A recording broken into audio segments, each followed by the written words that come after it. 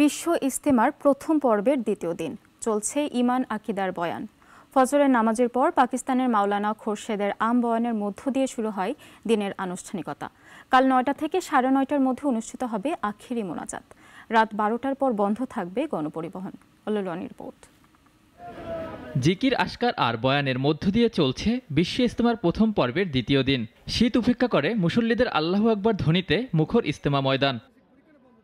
দিনের কার্যক্রম শুরু হয় ফজরের নামাজ শেষে পাকিস্তানি মাওলানা খোরশেদের বয়ানে।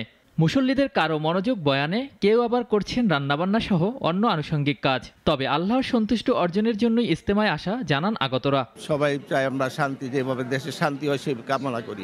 আমরা এখানে ঈমান আমল সুন্দর করার জন্য আসছি। আল্লাহ তাআলা যেন সমস্ত মুসলমানকে এক আর নেক করে দেয়। হুজুর পাক সাল্লাল্লাহু আলাইহি ওয়াসাল্লাম যে দিন রেখে গেছে, এই দিন কিভাবে মানুষের সবার কাছে বুঝতে পারে। আমরা এখানে আসছি নিজেরা কি করে ঈমান আমল সুন্দর হয়, আমার ঈমান সুন্দর হয়, আমল সুন্দর করতে পারি, আল্লাহকে রাজি খুশি করার জন্য।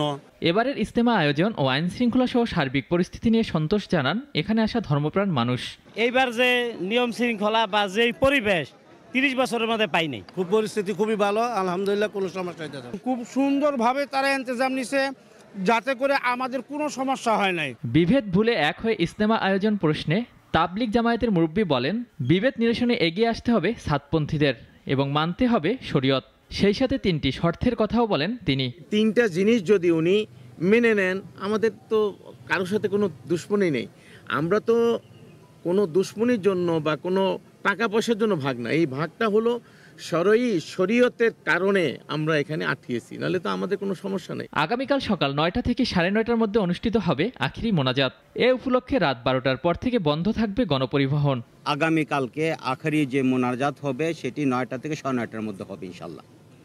আর আখেরি মোনাজাতের আগে আমরা ৬টা থেকে ৩০০ ফুটের মাথায়, দৌড় ব্রিজের মাথায় এবং বগুড়া মাথায়, এই যে বাকি যে ভিতরে যে অঞ্চলটুকু, সেই অঞ্চলে সকল প্রকার যানবাহন আমরা বন্ধ রাখবো। এবারের ইজতেমা আয়োজনে নেওয়া হয়েছে কঠোর নিরাপত্তা বলয়। পুরো ময়দানকে 5টি সেক্টরে ভাগ করে কাজ করেছে আইনশৃঙ্খলা বাহিনীর প্রায় 10,000 সদস্য।